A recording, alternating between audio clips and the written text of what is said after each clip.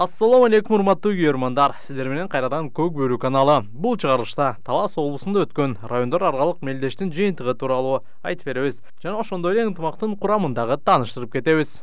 2025 жылдын 4 февралында Талас жергесинде райондар аралык шериненин акыркы оюну болуп өттү. Анын жыйынтыгында Талас району кайрадан чемпион болду. Жана ошондой эле жалпы эсепте дагы 1-орунду ээледи.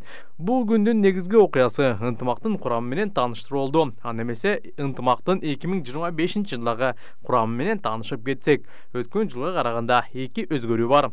Биринчи команда капитаны жана ошондой эле машыктыруучусу Алмашкыз Жоки Орозбаев. Экинчи Дастан Сагынбек уулу коргоочу 31 жаштагы улакчы 2019 жылдан бери ынтымакта ойноп келет. Ася апасы, атасы, эки бир тууган, чоң атасы жана чоң энеси менен жашайт. Ася өзүнүн жеке бөлмөсү бар батир тууралуу кыялданат. Жок, ар бир бөлмө жеке өзүнүкү болсун. Ася мой отыр кемесинен QR код аркылуу дүкөндөн төлөдү. Жана 3 жеке бөлмөлүү алды. Жеке ванна бөлмөсү жана жеке ашкана. Мой отыр кемесинен сатып алууларды төлөп, балансты толуктап же акчаларды которуп, 10 миллион сомдук ойнотууга катыш.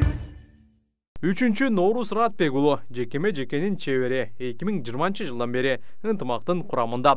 4-чү Тойчу Коромбаев коргоочу 2020 жылдан бери курамда. 5-чи Эрлан Төлөбеков 2018 жылдан бери ойноп келет. Эрлан мырзага башка клубтардагы сунуш кылышканы менен Эрлан кайрадан эле ынтымакты тандады. 6-чы Нурлан Узеев 2022 жылы ынтымакта ойноп кеткен. Ал эми акыркы 2 жылда Бакаятканын капитаны болгон. Нурлан Узеев эми бул командада албетте коргонуу бөлүгүнө жардам берет. 7-чи Кушчубай Илис уулу 2020 жылдан тарта ынтымактын курамында жүрөт. 2024 жылы Көк Бөрү Федерациясынын версиясы боюнча эң мыкты улакчы наамын жеңип алган. 8-чи Эрсултан Айдаркан уулу алгачкы жолу ынтымакка кошулду. Көпчүлүк күткөн Эрсултан эми ынтымакта картеш менен жеке-жекеде ойнойт. Буга чейин достук жана ошондой эле жаңы түзүлгөн Талас командасында ойноп келген. 9-чу жаш оюнчу Айдаркан Анарбеков 2024 жылдагы курамда болгон. Бул ирет Айдаркан өзүн дагы жакшыраак көрсөтөт деген ойдобуз. 10-чу Нуржан Мелисбек уулу 2016 жылдан бери курамда ойноп келет. 11-чи Майрамбек Рыспеков, 12-чи Өмүрбек Эсен уулу. Белгилей кетсек, Өмүрбек Эсен уулу дал ушул райондар аралык мелдештин мыкты оюнчусу деген наамды жеңип алды. Урматтуу көрөрмандар, ынтымактын курамы кандай түзүлүптүр? Чемпион болууга канчалык деңгээлде мүмкүнчүлүк бар деп ойлойсуздар? Мына ушул мелдештин жүрүшүндө ынтымактын жетекчилери Сейитбек Анарбек уулуна сый көрсөтүштү.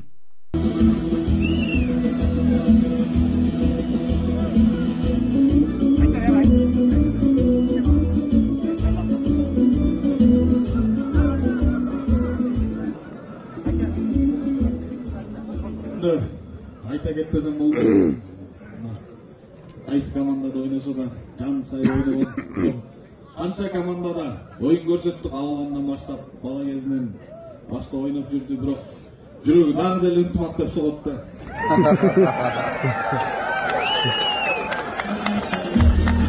Ай кайсы ынтымак командасынын оюндарында жаны уста туруп, жан дили менен берилип, балдардын ошибкаларын айтып жүрөт өзү. Анан ушу досума Талас элине кылган кызматы үчүн бир аз федерациянын атынан белегибиз бар эле, достордун атынан. Топат дос. Кол жапалы. Кыргыздын сыймыктуу уулу. Эми бул 92лерге не дей аласыңар? Бул 92лер мыкты. Азыркы учурда Көк Бөрүгө эмелейси зор салымдарды кошту.